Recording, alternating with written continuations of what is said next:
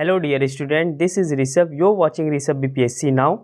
आज हम सब करेंगे एनसीईआरटी साइंस का लेक्चर नंबर 9, जिसमें हम सब चैप्टर नंबर 9 डिस्कस करने वाले हैं। ये एनसीईआरटी साइंस क्लास 8 का चल रहा है, जिसमें हम सब आज पढ़ने वाले हैं जंतुओं में जनन। ठीक है, तो रिप्रोडक्शन पढ़ने वाले हैं। बहुत ही महत्वपूर्ण चैप्टर होने वाला है ये वाला और इसके बाद वाला। यहाँ से मुझे लगता है कि 71st बीपीएससी इवन आगामी जितने भी बीपीएससी होंगे प्रश्न आने का पूरा चांस है, तो इसलिए इसको ध्यानपूर्वक आप पढ़ेंगे और मैं समझाने का आपको प्रयास करता हूँ। चैनल पे नए हैं तो सब्सक्राइब जरूर कर लेंगे, क्योंकि आपके 71वीं बीपीएससी से पहले मैं आपको क्लास 7, 8, 9, 10 का एनसीईआरटी कंप्लीट करवाऊंगा। तो एनसीईआरटी सीरीज को बढ़ाते हैं आगे और शुरुआत करते हैं आज की इस क्लास की।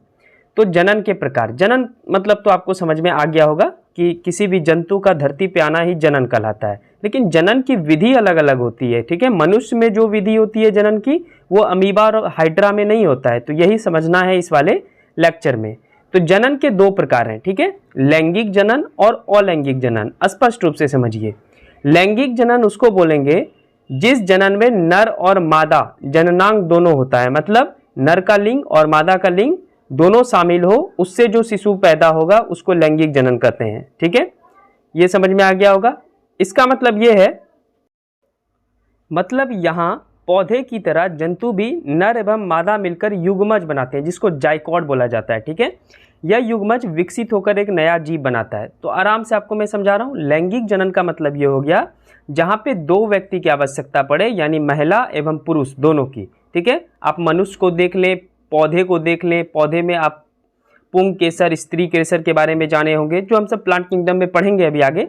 तो पौधे हो गए, बहुत सारे जंतु हो गए, ठीक है, और मनुष्य हो गया। ये कैसा जनन करता है? ये लैंगिक जनन करता है। क्या मनुष्य में कोई अकेले बच्चे को पैदा कर सकता है? तो नहीं कर सकता है। नर नहीं कर सकता है अकेले, ना महिला कर सकती है अकेले। ठीक है, दोनों मिलकर बच्चे को पैदा करती है, तो इसलिए इसको लैंगिक जनन कहते हैं।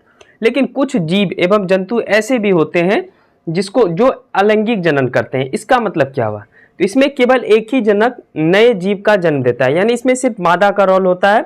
वो हम सब अभी पढ़ेंगे हाइड्रा और अमीबा में, इसी वाले वीडियो में। तो इसी वाले वीडियो में अभी हम सब डिस्कस करेंगे जब अमीबा और हाइड्रा कैसे प्रजनन करते हैं, तो वो अलैंगिक जनन के उदाहरण है, जो कि अभी इसी वाले क्लास में हम सब पढ़ने वाले हैं। तो लैंगिक जनन ओवरऑल आपको समझ में आ गया होगा। लैंगिक जनन किसको बोलते हैं? तो सिंपल सा बात ये समझ लीजिए, इसमें पौधे में नर एवं मादा जननांग होते हैं, या जंतु में, या जितने भी जीव हो, मनुष्य हो, पेड़ पौधे हो, जहाँ पे नर और मादा यानी मेल और फीमेल मिलकर शिशु को जन्म देता है, वो जो क्रिया करता है उसको लैंगिक जनन क्रिया बोलते हैं। समझ में आ गया?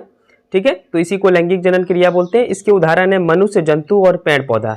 जब अलैंगिक जनन पूछा जाएगा तो उसके उदाहरण हाइड्रा और अमीबा होगा, और वो अभी हम सब देखने वाले हैं। चलिए, लैंगिक जनन के अंतर्गत आप दो चीज़ देखें कि इसमें महिला एवं पुरुष मिलकर शिशु को जन्म देता है। तो इसमें अब हम सब डिस्कस करते हैं नर जनन अंग के बारे में। इंपॉर्टेंट बात है, ध्यान से समझिएगा। नर जनन अंग ये मेल का जो है नर जननांग है। ठीक है, इसमें एक जोड़ा वृषण होता है। पूरे मेल के इस रिप्रोडक्शन सिस्टम में ये जो वृषण है ये सबसे इंपॉर्टेंट होता है। ठीक है, जो कि आपको यहाँ पे पिक्चराइज कर दिया गया है। तो ये है वृषण। ये वृषण जो है दो शुक्राणु नलिका से जुड़ा हुआ है। भाई, ये शुक्राणु क्या होता है? तो ये शुक्राणु ही एक ऐसा चीज है जिसकी वजह से किसी नए जीव का उत्पन्न होता है। ठीक है, तो महिलाओं का तो योगदान होता ही है बच्चों के जन्म में, लेकिन एक प्रश्न पूछता है आपके एग्जाम में कि शिशु के निर्माण में कौन इंपॉर्टेंट भूमिका निभाता है? तो वो है शुक्राणु। मतलब जिम्मेदार कौन है? तो पिता का जो शुक्राणु होता है वो किसी भी जीव के निर्माण में सबसे इंपॉर्टेंट है। इसके बिना जीव का निर्माण हो ही नहीं सकता, आप ये समझ लीजिए। और ये शुक्राणु कहाँ से निकलता है? तो ये वृषण से निकलता है। ये देख सकते हैं, ये वृषण से निकलता है। तो वृषण नर युग्मज उत्पन्न करते हैं, जिन्हें शुक्राणु कहते हैं। वृषण लाखों शुक्राणु उत्पन्न करते हैं। समझने का प्रयास कीजिएगा, यानी इससे हमेशा शुक्राणु निकलते ही रहता है। और एक लिंग होता है, देख सकते हैं, ये लिंग है। ठीक है, इसका बस यही काम है, इस यहाँ से लेकर के यहाँ तक वाले फिगर का बस यही काम है कि ये शुक्राणु को महिला के अंडाणु तक पहुंचाता है। ठीक है, अभी हम सब देखेंगे आराम से। इतना समझ गए कि नर जनन अंग में एक जोड़ा वृषण होता है, बहुत इंपॉर्टेंट है। ये वृषण यहाँ पे है। इसी वृषण का कनेक्शन शुक्राणु नलिका से है, मतलब एक पाइप है जिसको शुक्राणु नलिका बोलते हैं, सामान्य सी बात है। और इसी में शुक्राणु बनता है। शुक्राणु मैं बता दिया, इसी से किसी नए जीव का विकास होता है, और ये शुक्राणु नलिका से निकलता है। तो ये जो वृषण में शुक्राणु बनता है, ये शुक्राणु नलिका से लिंग तक पहुंचता है और लिंग के माध्यम से ये मादा के अंडाणु तक पहुंचने का प्रयास करता है और उस क्रिया को हम सब निषेचन बोलते हैं। ठीक है, सामान्य सी बात है। आई होप कि आप समझ गए होंगे। तो वृषण में शुक्राणु उत्पन्न होता है और लाखों शुक्राणु उत्पन्न होता है, ये याद कर लेंगे आप सब। ठीक है, और अभी हार्मोन हम सब नेक्स्ट चैप्टर जब पढ़ेंगे तो ये वाला चैप्टर और अगला चैप्टर जब आप दोनों समराइज करके पढ़ेंगे तो आपको बहुत बेहतर ढंग से आपको पूरा जनन तंत्र समझ में आएगा। ठीक है, चलिए आगे बढ़ते हैं। तो ये कुछ बात है इसमें। एक जोड़ा वृषण में शुक्राणु और शुक्राणु जो है लिंग के माध्यम से अंडाणु तक पहुंचने का प्रयास करता है। अभी उस प्रोसेस पे भी हम सब आएंगे। आगे बढ़ते हैं। तो पिक्चराइज में ऐसा दिखता है शुक्राणु। ऊपर जो है सिर है, मध्य भाग है और पूंछ है। शुक्राणु यद्यपि बहुत सूक्ष्म होते हैं और पर प्रत्येक एक सिरे और एक मध्य भाग और एक पूंछ होता है। इसी डायग्राम की वजह से ये तैरता रहता है। ठीक है ना। तो अभी जब मेढक का प्रजनन तंत्र अभी हम सब देखेंगे तो वहाँ पे इस पिक्चर का थोड़ा सा आप सब याद रखिएगा, आपको काम देगा। तो शुक्राणु जो है बहुत ही सूक्ष्म होते हैं और इसी शुक्राणु से मैं बताया था जीन जो होता है यही है, और जीन से ही कोशिका का निर्माण होता है और कोशिका ही बाद में उत्तक का निर्माण करता है और उत्तक से ही अंगतंत्र का निर्माण होता है और हम सबका शरीर पूरा बनता है। ठीक है, ये हम सब कोशिका वाले चैप्टर में पढ़े थे। चलिए आगे बढ़ते हैं। बहुत इंपॉर्टेंट सब बात इस वाले चैप्टर में बताने वाला हूँ, बहुत ही मेहनत लगता है, तो प्लीज़ सब्सक्राइब जरूर कर लीजिएगा और एक लाइक कर लीजिएगा। ये नर जनन अंग है और ये जो ऊपर आप देख रहे हैं यहीं पे यूरिन जमा होता है। ठीक है, और यूरिन जो है सीसन के माध्यम से निकल जाता है और सीसन के माध्यम से शुक्राणु भी निकलता है ना। तो ये जो जगह देख रहे हैं आप, ये सीसन है, ये नर जनन तंत्र है। तो ये हो गया यूरिन का मार्ग, ये वाला जो आपको मैं दिखा रहा हूँ, और ये कनेक्ट रहता है। ये बड़े वाला जो आप देख रहे हैं यहीं पे यूरिन जमा होता है। ठीक है, और इसके नीचे प्रोस्टेट ग्रंथि है। अब थोड़ा ये हार्मोन को समझाता हूँ। तो हार्मोन अगले चैप्टर में हम सब अच्छे ढंग से डिस्कस करेंगे, पर इतना आप समझ लीजिए कि बच्चे से जो जवानी में परिवर्तित होता है, चाहे वो लड़का हो या लड़की, वो हार्मोन की वजह से ही होता है। और नर जनन तंत्र में मुख्य हार्मोन होता है, उसका नाम है टेस्टोस्टेरोन। ठीक है, यह हार्मोन वृषण द्वारा निर्मित होता है, यानी वृषण अभी आप देखें उसी से टेस्टोस्टेरोन हार्मोन उत्पन्न होता है।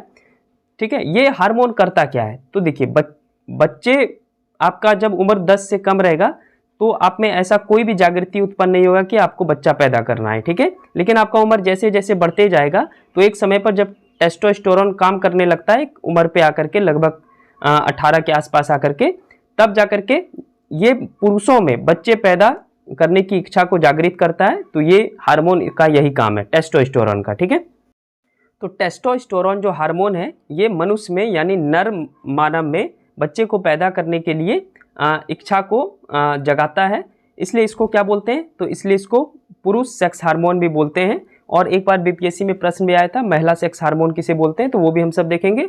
ये पुरुष सेक्स हार्मोन है। ठीक है, इसमें पुरुषों की इच्छा होती है बच्चे पैदा करने की। तो ये आपको समझ में आ गया। टेस्टोस्टेरोन हार्मोन कहाँ से रिलीज होता है? तो ये वृषण से निकलता है, वृषण से स्रावित होता है। ये अब मैं आपको समझाता हूँ मादा जनन अंग, जिसको वजाइना बोला जाता है। तो मादा जनन अंग में एक जोड़ी अंडाशय होता है। ये रहा अंडाशय, बहुत भूमिका है इन सब का, समझने का प्रयास कीजिएगा।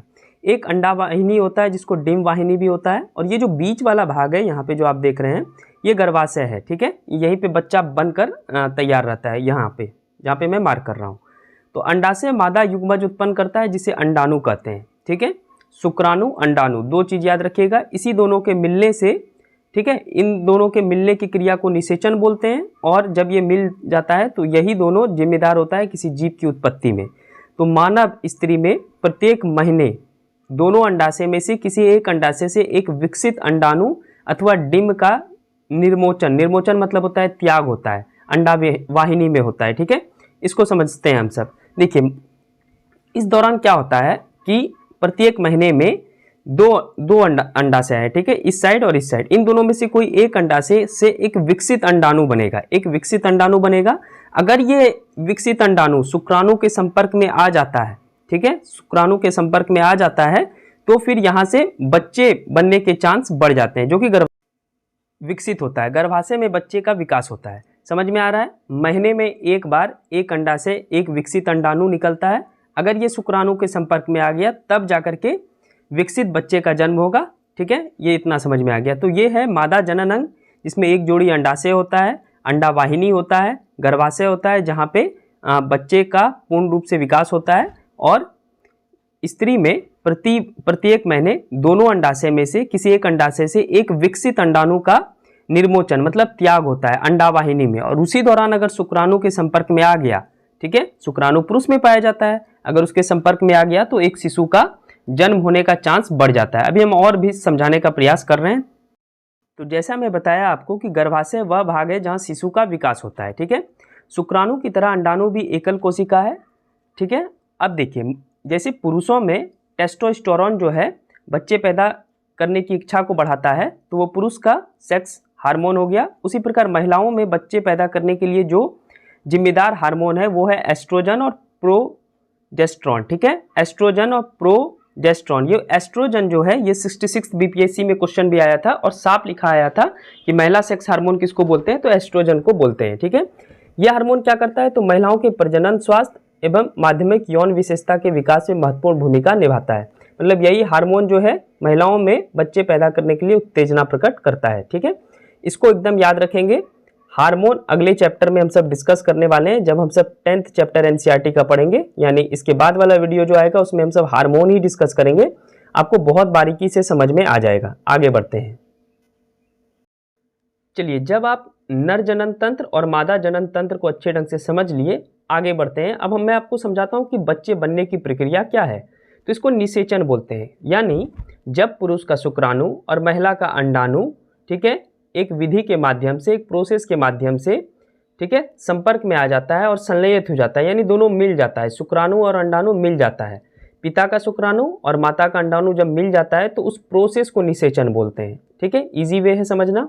जब शुक्राणु अंडाणु के संपर्क में आते हैं तो उसमें से एक शुक्राणु अंडाणु के साथ संलयित हो जाते हैं, यानी दोनों मिल जाते हैं, और इस पूरे प्रोसेस को हम सब निषेचन बोलते हैं। मैं अभी आपको बताया कि प्रत्येक महीने महिला के अंडाशय से एक अंडाणु निकलता है, और वही अंडाणु वो विकसित अंडाणु रहता है। अगर वो अंडाणु शुक्राणु के संपर्क में आ जाए तो एक जीव की उत्पत्ति का चांस बढ़ जाता है, ठीक है। तो ये प्रोसेस वही है कि जब अंडाणु निकले तो निषेचन के दौरान अगर शुक्राणु उस अंडाणु के संपर्क में आ जाता है तो फिर माता जो है बच्चे को जन्म देने की प्रोसेस में एक स्टेप आगे बढ़ जाती है। फिलहाल निषेचन यही होता है कि शुक्राणु और अंडाणु का संलयित होकर एक हो जाना निषेचन कहलाता है।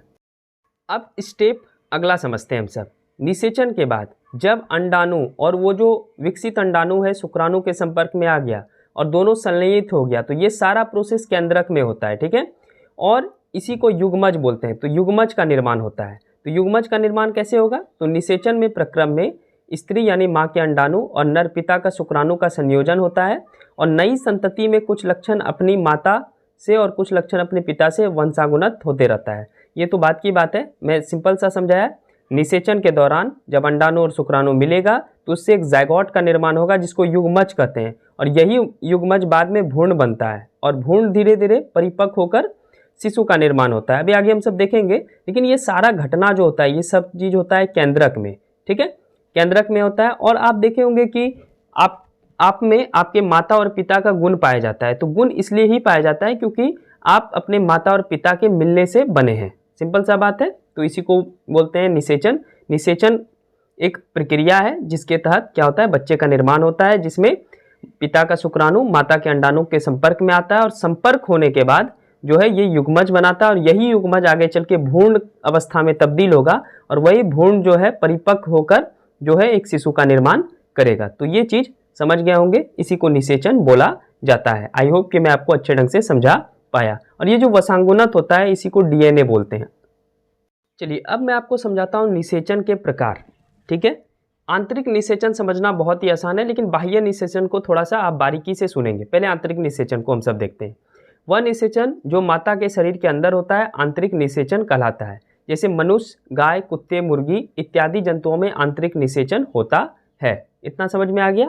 तो मनुष्य जैसे बच्चे पैदा करता है वो आंतरिक निषेचन है। आपको पता है कि मनुष्य जो बच्चे पैदा करता है वो महिलाओं के शरीर के अंदर बच्चे पैदा होता है, ना कि शरीर के बाहर, तो इसलिए इसको आंतरिक निषेचन बोलते हैं। लेकिन बाह्य निषेचन को समझिएगा, बहुत इंटरेस्टिंग है। इसमें 2 उदाहरण भी आपका लिया गया है, तो उसको मैं समझाता हूँ। बाह्य निषेचन ये हो गया कि अनेक जंतुओं में निषेचन की क्रिया माता जंतु के शरीर के बाहर होती है। इन जंतुओं में निषेचन जल में होता है, यानी वैसा निषेचन। निषेचन मतलब तो आप समझ गए होंगे, बच्चे पैदा करने का जो प्रोसेस है उसी को निषेचन बोलते हैं। तो जो शरीर के अंदर निषेचन हुआ, ठीक है, पुरुष का शुक्राणु और महिला का अंडाणु मिला, वो शरीर के अंदर मिलता है भाई, तो वो आंतरिक निषेचन हो गया। लेकिन कुछ ऐसे भी जंतु हैं जो कि बाह्य निषेचन करते हैं, जिसका उदाहरण आप समझेंगे तब आपको ये बाह्य निषेचन क्लियर होगा। तो मैं आपको समझाता हूं, ठीक है। आइए मेढक के निषेचन के प्रोसेस के बारे में समझते हैं।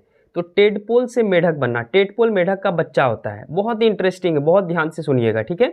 और वीडियो पसंद है तो फीडबैक जरूर दीजिए कमेंट सेक्शन में कि आपको समझ में आ रहा है कि नहीं आ रहा है, और प्लस आप इसका पीडीएफ के लिए मैं लास्ट में बताऊंगा।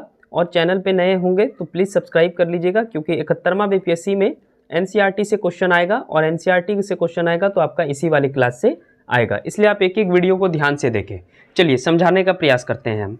स्टेप 1 क्या होता है कि वर्षा ऋतु में या वसंत ऋतु में मेढक तथा टोट पोखर, मेढक जो है मेढक में मेल और फीमेल दोनों होगा, तो दोनों तालाब में मंद गति से बहते झरने की ओर जाते हैं, मतलब ये एनसीईआरटी का लाइन है, वो तालाब में जाते हैं, ठीक है। जब तालाब में जाता है, जब नर तथा मादा एक साथ पानी में आते हैं तो मादा सैकड़ों अंडे देती है, ठीक है, सैकड़ों अंडा देता है, बहुत सारा अंडा मादा देती है। अब मेढक के अंडे कवच से ढके नहीं होते हैं, मतलब जैसे मुर्गी का अंडा कवच से ढका रहता है, कैल्शियम कार्बोनेट से ढका रहता है, वैसा मेढक का अंडा नहीं रहता है। मेढक का अंडा जो है बिल्कुल जेली की तरह होता है, वो पानी में मतलब बिछा रहता है, पानी में बिछा रहता है, वो बहुत अपेक्षाकृत बहुत कोमल होता है और जेली की तरह होता है। तो क्या हुआ, नर और मादा, मेढक का नर और मादा पानी में गया, मादा जो है सैकड़ों अंडे दे दी, सैकड़ों अंडे जो है वो जल पे बिछ गया जेली की तरह।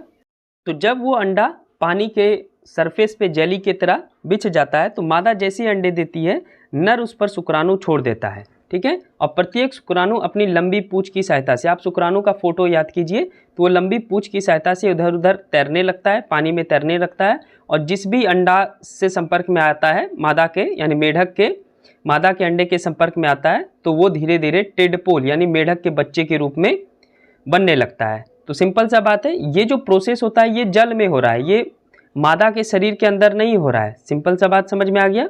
तो दो बात आपको मैं समझाया कि मेढक कैसे जनन करता है, तो मेढक जो है बाह्य जनन करता है, बाह्य निषेचन करता है। कैसे करता है, तो नर और मादा गए पानी में, मादा जो है बहुत सारा अंडा पानी के ऊपर दे दिया, ठीक है। पानी के ऊपर जब दे देती है तो जैसे ही अंडा देती है तो उसी दौरान मेढक जो है अपना शुक्राणु उस अंडे के ऊपर छिड़क देता है, और शुक्राणु चूंकि पूंछ की तरह होता है तो वो पानी में घूमने लगता है, और जिस जिस अंडे से संपर्क में आता है वो टेडपोल का रूप ले लेता है। टेडपोल मेढक के बच्चे का नाम है, मतलब मेढक के बच्चे को बोलते हैं, और वो टेडपोल ही बाद में परिपक्व मेढक बनता है, तो इसको बाह्य निषेचन बोलते हैं। लेकिन मनुष्य क्या होता है, तो मनुष्य में जो ये निषेचन होता है वो निषेचन जो है वो शरीर के अंदर होता है। ऐसा तो नहीं कि महिला का जो मनुष्य के महिला का अंडाणु बाहर आ जाता है फिर पुरुष का शुक्राणु बाहर आ जाता है, ऐसा तो नहीं होता है। अमूमन जो है शरीर के अंदर होता है। एक टेक्निक है आईवीएफ टेक्निक, अभी हम सब पढ़ेंगे, ठीक है। उसमें क्या होता है वो अभी हम समझेंगे, ठीक है। उसमें शरीर से बाहर होता है,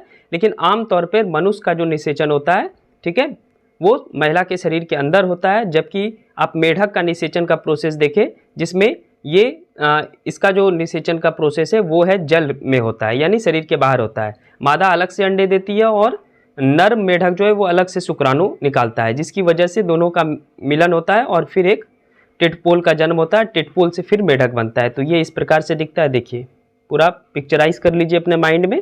अंडा से टेडपोल और ऐसे परिपक्व होके परिपक्व मेढक बनने में टाइम लगता है। तो निषेचन जिसमें नर एवं मादा युग्मज का संलयन होता है, मादा के शरीर के बाहर होता है, और इसे बाह्य निषेचन कहते हैं।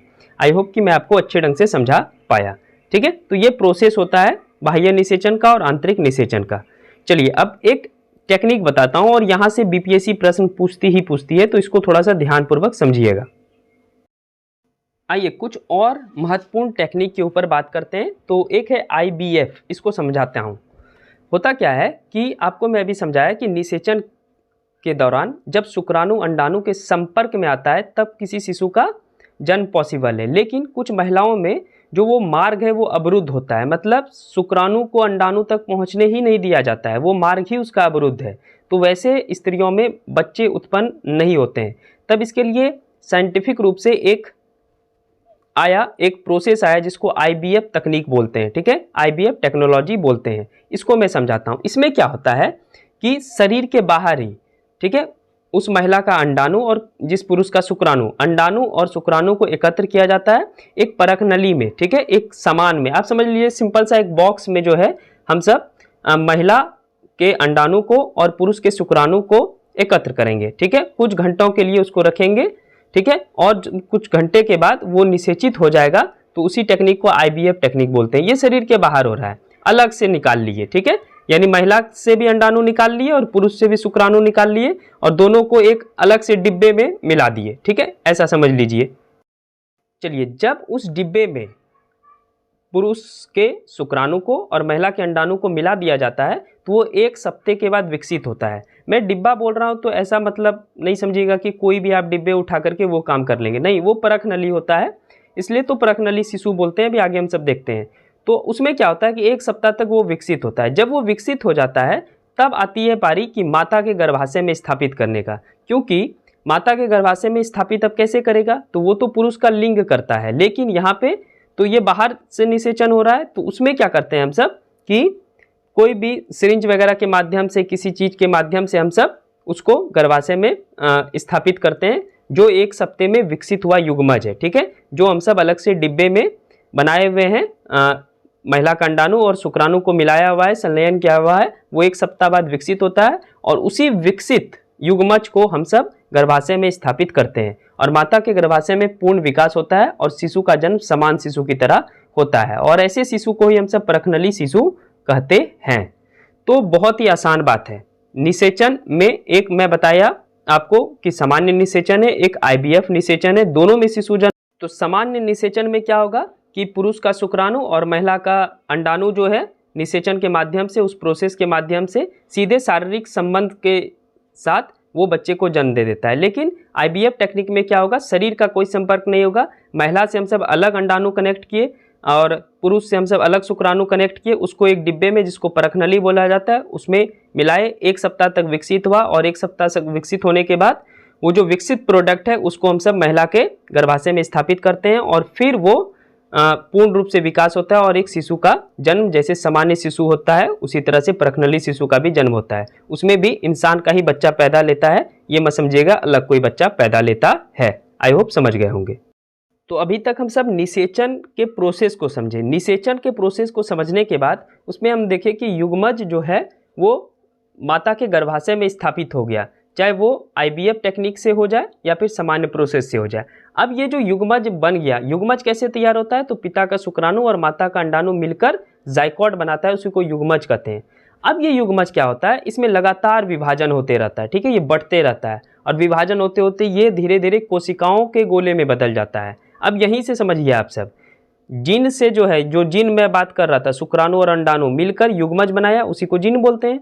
और युग्मज जो है वो लगातार विभाजन हो रहा है, विभाजन होने के बाद वो कोशिका के गोले में बदल जाता है और कोशिका सामूहिक रूप से किसका विकास करता है, उत्तक का विकास करता है और उत्तक से अंग में परिवर्तित हो जाता है। तो बहुत ईजी है ये बायोलॉजी समझना, कुछ भी नहीं है, ठीक है। तो बच्चे बनने का प्रोसेस समझ गए। बच्चे बनने का प्रोसेस यही है कि जब माता का अंडाणु पिता का शुक्राणु दोनों मिला, ठीक है, मिलने के बाद जो युग्मज बनाया, वो युग्मज में लगातार विभाजन होते रहता है, वो बढ़ते जाता है, फैलते जाता है और वो कोशिका के एक गोले के रूप में बदल जाता है और बाद में ये सारा कोशिका मिलकर उत्तक का निर्माण करता है और यही उत्तक बाद में अंग में परिवर्तित हो जाता है। अब क्या होता है कि गर्भाशय में भ्रूण का निरंतर विकास होते जा रहा है, ठीक है, वो युग्मज का निरंतर विकास होते जा रहा है। इस वजह से धीरे धीरे शारीरिक अंग बनना शुरू होता है, जैसे हाथ, पैर, नाक, सर, कान, इन सब का विकास होता है। भ्रूण की अवस्था में सभी शारीरिक भागों की पहचान हो सकता है। जब गर्भ का विकास पूरा हो जाता है तो शिशु का जन्म होता है और ये सारा प्रोसेस होने में 9 मंथ के आसपास लगता है। तो ये आपको समझ में आ गया होगा। तो भ्रूण से ही किसी बच्चे का विकास होता है, ये भ्रूण ही युग्मज है। युग्मज कैसे बना, तो पिता का शुक्राणु माता का अंडाणु मिलकर युग्मज बना और यही युग्मज बाद में कोशिका का रूप लेता है, यही कोशिका बाद में उत्तक का रूप लेता है और यही उत्तक बाद में अंग का रूप लेता है और भ्रूण में ही हाथ, पैर, नाक, सर और शरीर के जितने भी अंग है उसका जो है विकास होते रहता है। इसलिए जब शरीर के अंदर यानी महिला के शरीर के अंदर कैसे डॉक्टर बता देता है कि ये मेल है कि फीमेल, तो क्योंकि वहां पे विकास हो चुका है शरीर का, तो वो देख करके बता देता है, ठीक है। अब एक सवाल अपने आप से पूछिए, कि गाय हो गया, मनुष्य हो गया, ये तो डायरेक्ट बच्चे को जन्म दे देता है, ठीक है। लेकिन मुर्गी अंडे क्यों देती है, ठीक है, ये बहुत बड़ा सवाल है, मुर्गी अंडे क्यों देती है। तो आइए आज इस हल को, विश्व का सबसे प्रसिद्ध क्वेश्चन है, इसको थोड़ा सा हम सब डिकोड करने का प्रयास करते हैं, ठीक है, सीबीआई के माध्यम से। तो मुर्गी के अंडे को समझने का प्रयास करते हैं। मुर्गी में भी आंतरिक निषेचन होता है, ठीक है, जैसे कि मनुष्य और गाय में होता है, लेकिन मुर्गी सीधे बच्चे को जन्म देती है क्या, आइए समझते हैं। तो यहाँ निषेचन के फौरन बाद क्या होता है, युग्मज बनता है। क्या मनुष्य में युग्मज बन रहा था, हाँ जी बन रहा था। तो उसी तरह मुर्गी में भी युग्मज बनता है और अंडा वाहिनी के नीचे की ओर बढ़ता है। इसके नीचे बढ़ने के साथ साथ उस पर एक सुरक्षित परत चढ़ती जाती है, ठीक है, उस पर सुरक्षित परत चढ़ती जाती है जो अंडे के ऊपर दिखाई देती है। जो आप अंडा बॉईल करके छीलते हैं वो वही परत है, वो एक कठोर कवच है। वैसे वो कठोर कवच कैल्शियम कार्बोनेट का बना होता है, CaCO3। तो मुर्गे के अंडे को चूजा बनने में लगभग 3 सप्ताह का टाइम लगता है, यानी 3 वीक लगता है अंडे को चूजा बनने में। तो क्या हुआ कि युग्मज वहां भी बना, लेकिन हमारे में यानी मनुष्य में युग्मज बनकर वो डायरेक्ट भ्रूण धीरे धीरे विकसित होकर अंग वगैरह बन गया और एक बच्चे को जन्म दिया मनुष्य। लेकिन मुर्गी में क्या होता है कि उसके ऊपर परत चढ़ जाता है, उस युग्मज के ऊपर परत चढ़ जाता है, ठीक है, परत चढ़ जाता है तो वो निकलता नहीं है, और निकलता नहीं तो 3 सप्ताह के बाद निकलता है। वो भी क्या, शरीर के अंदर नहीं निकलता है, शरीर के बाहर। अभी मैं आपको समझाता हूं। तो वो उस युग्मज पे जो परत चढ़ा, जो कि आप अंडे के छिलके बोलते हैं, कैल्शियम कार्बोनेट, ठीक है, तो अंडा का छिलका वही परत है। अब क्या होता है कि मुर्गी अंडे देती है, और अंडा जब देती है तो अंडा से चूजा बनने में 3 वीक लगता है। तो इस दौरान जब अंडा आ जाता है धरती पे, तो उस दौरान मुर्गी अंडे के ऊपर बैठती है और उसको उष्मा प्रदान करती है, ताकि वो क्या हो जाए, फर्टिलाइज हो जाए, ठीक है, और फर्टिलाइज होकर उससे चूजा बाहर आता है। तो ये प्रोसेस होता है। चूंकि मुर्गी के अंडे के ऊपर वो एक कवर चढ़ जाता है, तो वो सीधे बच्चे को जन्म नहीं दे पाती है, और वो अंडे के रूप में जन्म देती है, और वो अंडा बाद में उष्मा, मुर्गी अपना उष्मा प्रदान करती है, गर्मी प्रदान करती है, जिससे वो फर्टिलाइज हो जाता है। फर्टिलाइज होने के कारण फिर उससे चूजा निकलता है। तो ये पूरा प्रोसेस था। बाह्य निषेचन वाले जंतुओं में भ्रूण का विकास मादा के शरीर के बाहर होता है, ठीक है। भ्रूण का विकास पूर्ण होने वाले अंडों उत्पत्ति होती है, मेढक के अनेक टेटपोल तैरते रहते हैं। ये भी मैं आपको समझा दिया कि बाह्य निषेचन के दौरान जो आप मेढक का देखें प्रजनन कैसे होता है, मेढक कैसे जो है बच्चे को जन्म देता है। तो मादा, आपको मैं बताया कि मादा पानी में जाती है, वहां पे अंडे को छोड़ देती है, वो शरीर के बाहर होता है। यही समझाने का इस वाली लाइन में प्रयास किया गया है। उसके ऊपर पुरुष मेढक जो है शुक्राणु छोड़ देता है, और फिर वो छोड़ता है तो वो जेली जैसा, चूंकि मेढक का जो मादा मेढक का अंडा है वो जेली जैसा होता है, तो उसके ऊपर शुक्राणु चले जाता है, और जिससे कि वो टेडपोल के रूप में बदल जाता है। तो यही बाह्य निषेचन होता है। ये ऑलरेडी हम सब पढ़ लिए। चलिए बढ़ते हैं आगे। आइए कुछ 2 डिफिनेशन को हम सब समझ लेते हैं, जरायुज और अंडप्रजक जंतु के बारे में।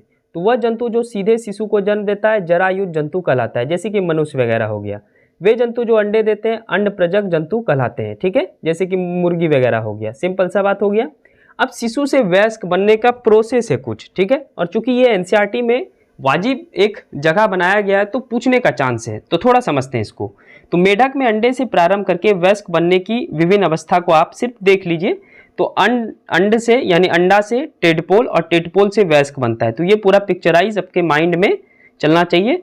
तो अंडा से टेडपोल, टेडपोल से वयस्क, ये मेढक का पूरा वयस्क बनने का प्रोसेस है। एक और एग्जाम्पल है, मेढक वाले से ज़्यादा इंपॉर्टेंट ये वाला है, तो इसको थोड़ा याद रखिए। रेशम कीट का जीवन चक्र क्या है भाई, तो अंडा से बनता है लार्वा, लार्वा को ही इल्ली बोलते हैं, और इल्ली से बनता है प्यूपा, और प्यूपा से बनता है वयस्क, ठीक है। रेशम उत्पादन में यही वाला कीट जो है वो यूज़ किया जाता है।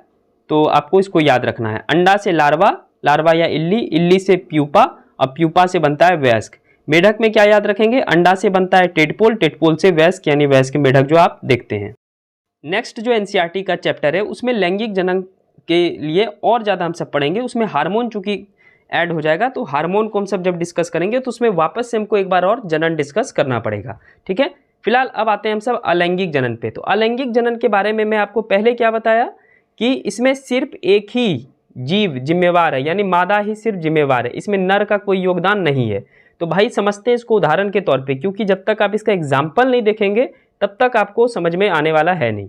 तो अलैंगिक जनन क्या होगा, जिसमें केवल एक ही जनक नए जीव को जन्म देता है, अलैंगिक जनन कहलाता है, जैसे हाइड्रा और अमीबा। अब सबसे इंपॉर्टेंट है अमीबा कैसे जनन करता है। बाबू ये अगर समझ में आ गया तो अलैंगिक जनन समझ में आ जाएगा।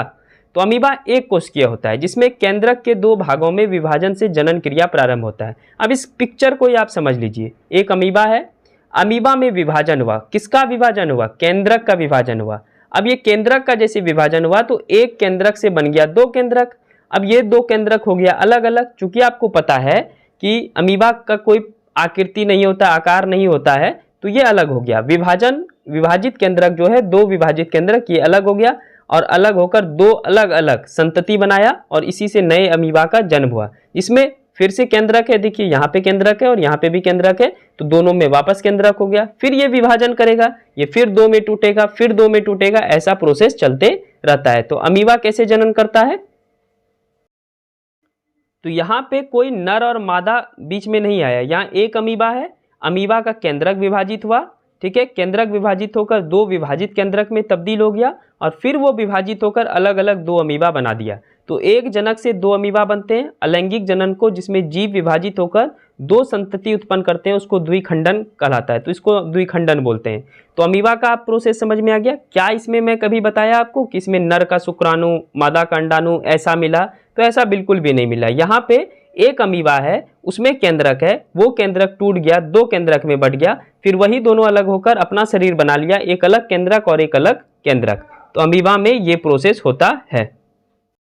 तो अमीबा में जो नए जीव का विकास होता है वो केंद्रक के विभाजन से होता है। अब थोड़ा हाइड्रा को समझते हैं। अमीबा से थोड़ा सा हार्ड है लेकिन उतना भी बड़ा हार्ड नहीं है, थोड़ा मैं समझाता हूँ। तो प्रत्येक हाइड्रा में एक या अधिक उभार दिखाई देता है। तो देखिए यहाँ पे उभार नजर आ रहा होगा इस पिक्चर नंबर 1 में। यह उभार विकसित होकर नए जीव हैं जिन्हें मुकुल कहते हैं। तो पिक्चर नंबर 1 देखिए, छोटा सा आपको उभार नजर आएगा, फिर थोड़ा उससे बड़ा उभार नजर आएगा बीच वाले पिक्चर में, और फिर जो है यहाँ पे जो मैं मार्क कर रहा हूँ ये बड़ा उभार नजर आएगा, और यही बाद में एक और हाइड्रा बन जाता है। तो हाइड्रा में एकल जनक से निकलने वाले उद्धर के नए जीव का विकास होता है। हाइड्रा में मुकुल से नया जीव विकसित होता है, तो ये मुकुल से विकसित होता है, और इस पूरे प्रोसेस को, तो हाइड्रा के जनन को प्रोसेस को मुकुलन कहते हैं। ठीक है, तो क्या इसमें मैं आपको बताया कि हाइड्रा में मेल आया और फीमेल आया, दोनों मिलकर एक हाइड्रा का जन्म दिया? ऐसा मैं बिल्कुल भी नहीं बताया हूँ, क्योंकि ये अलैंगिक जनन के उदाहरण है। अलैंगिक जनन में एक ही शरीर है, उसी शरीर से जो है कोई दूसरा व्यक्ति आकर के उसमें नहीं कुछ काम करेगा, उसी शरीर से जो है नए जीव का उत्पत्ति होगा। जैसे कि अमीबा में केंद्रक विभाजित होकर नया अमीबा बनाया, उसी प्रकार हाइड्रा में मुकुल जो है वो विभाजित होकर अलग एक हाइड्रा बनाता है, और जिस पूरे प्रोसेस को हम सब मुकुलन कहते हैं, जैसा कि मैं आपको पिक्चर में दिखाया। तो यहाँ पे नर और मादा काम नहीं करता है। तो सिंपल सा बात है, लैंगिक जनन जब आएगा तो वहाँ पे नर और मादा दोनों मिलकर बच्चे पैदा करेंगे, जबकि अलैंगिक जनन की बात आएगी जहाँ पे, तो वहाँ पे एक ही शरीर से नेक्स्ट जीव का विकास होगा, अगला जीव का विकास होगा। उसमें मादा का प्रमुख रोल है, नर का उतना बड़ा योगदान नहीं है, कोई भी रोल नहीं है। ठीक है, तो ये पूरा चैप्टर में आपको समझाया जंतुओं में जनन। आई होप कि समझ में आ गया होगा। तो आप सबके लिए टेस्ट सीरीज का एक इन्फॉर्मेशन है, वो मैं बता देता हूँ। तो जो भी क्लास 12th में है, पार्ट 1, पार्ट 2, पार्ट 3 में पढ़ रहे हैं, ग्रेजुएशन में हैं, तो उनके लिए बहुत ही अच्छा मौका है। मैं आपको 3 साल पढ़ाऊँगा, 2028 तक वैलिडिटी रहेगा। मात्र 400 रुपीज़ खर्च कीजिए, और आपका प्रीलिम्स मैं रुकने नहीं दूंगा। मेंस में आप बहुत अच्छा मेहनत करेंगे तभी आप निकल सकते हैं, पर प्रीलिम्स की गारंटी देता हूँ 72 बीपीएससी पीटी से आपका प्रीलिम्स नहीं रुकेगा। पर मैं जितना पढ़ाऊंगा, जितना बोलूँगा वो आपको करना पड़ेगा, ये शर्त रहेगा।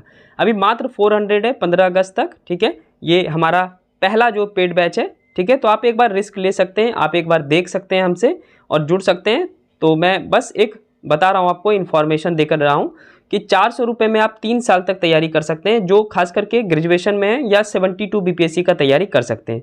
उनको क्लास मिलेगा, क्लास के साथ क्लास नोट्स मिलेगा, और जितने भी क्लास हैं उसके ऊपर आपको पीडीएफ मिलेगा। ये पेड कोर्स है, नीचे व्हाट्सअप नंबर है, आप बात कर सकते हैं। ठीक है, और जितने भी क्लास का आपको फ्री नोट्स चाहिए तो आप हमारे टेलीग्राम से जुड़ सकते हैं। हमारा पुराना टेलीग्राम चैनल है ऑनेस्ट आर्यन शिक्षा, सर्च करेंगे टेलीग्राम पे तो आ जाएगा, और न्यू टेलीग्राम चैनल है ऋषभ बीपीएससी, दोनों सर्च करेंगे दोनों आ जाएगा। ठीक है, और हमारा एक और पुराना यूट्यूब चैनल है ऑनेस्ट आर्यन शिक्षा, इसको जरूर सब्सक्राइब कर लीजिएगा। बीपीएससी के अलावा जितने भी एग्जाम हो, चाहे वो दरोगा हो, रेलवेज हो, बिहार एसएससी हो, उन सब का जितना भी पढ़ाई होता है वो हमारे इस वाले चैनल पे होता है, ऑनेस्ट आर्यन शिक्षा के ऊपर। ठीक है, तो आप प्लीज़ पेड कोर्स को आप पॉज करके थोड़ा सा देख लीजिएगा क्या क्या उसमें टेस्ट सीरीज मिलने वाला है। एनसीईआरटी का टेस्ट आरंभ हो चुका है, एमसीक्यू टेस्ट, तो उसका पीडीएफ मिलना शुरू हो गया है। तो जितना जल्दी हो सके 15 अगस्त से पहले आप ज्वाइन कर लीजिए, नहीं तो उसके बाद उसका प्राइस भी बढ़ सकता है। तो 15 अगस्त तक ऑफर है, आप आराम से 400 में ज्वाइन कीजिए और 3 साल तक आप पढ़ सकते हैं, ठीक है। और खास करके जो पार्ट 1 सब में उनके लिए तो बहुत ही लाभदायक होगा, क्योंकि वो आराम से तैयारी करेंगे 3 साल तक, बहुत ही परिपक्व हो जाएंगे। उसमें मेंस आंसर राइटिंग भी करवाऊंगा, प्लस आपको प्रीलिम्स का सब कुछ मिलेगा, तो आप आराम से उसको ज्वाइन कर सकते हैं। और 72 वाले ग्रेजुएशन कर चुके हैं, 72 का तैयारी करना चाहते हैं, तो उनके लिए बहुत ही सुनहरा अवसर है, तो प्लीज़ इसका आप लाभ उठा सकते हैं। तो thank you so much, God bless you, मिलते हैं नेक्स्ट वीडियो में, फीडबैक जरूर दीजिएगा।